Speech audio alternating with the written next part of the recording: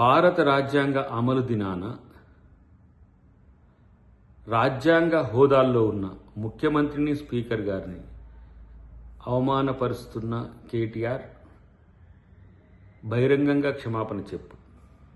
ఎందుకంటే రాజ్యాంగబద్ధ హోదా సభాపతి, సభలో నువ్వు ఒక సభ్యుడివే.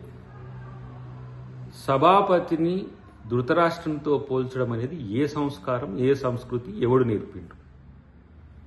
మళ్ళీ రాజ్యాంగాన్ని ముందు పెట్టి, బాబాసాహెబ్ అంబేద్కర్ని ముందు పెట్టి, అటు ముఖ్యమంత్రి గారిని ఇష్టం వచ్చినట్టుగా మాట్లాడడం, ఇటు సభాపతిని ఇష్టం వచ్చినట్టుగా మాట్లాడడం అనేది మరి మీకే చెల్లుతుంది, నాకు అర్థం కావట్లేదు.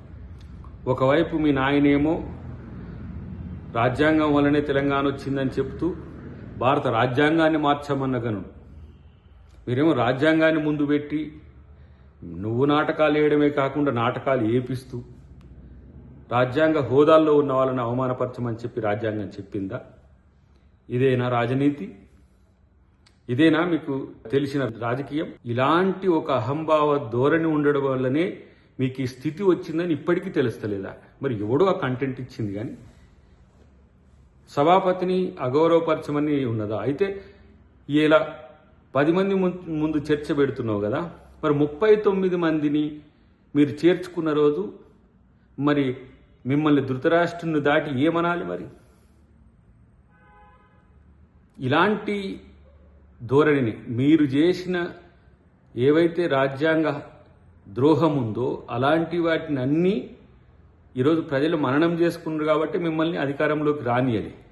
అయినప్పటికీ కూడా ఇంకా మీ యొక్క ధోరణిలో మార్పు రాలి.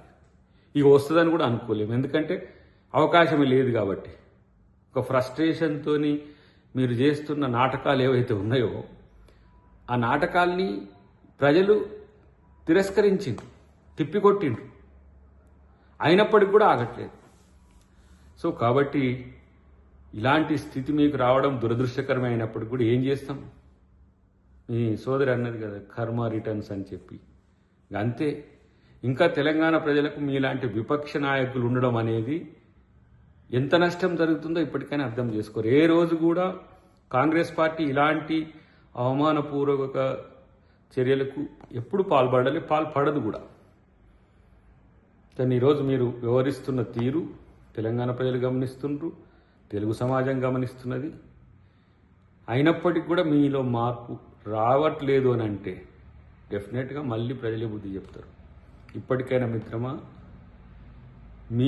మీరు చేసింది తప్పు అని భావించి సారీ చెప్తే మంచిదని నా యొక్క హితం.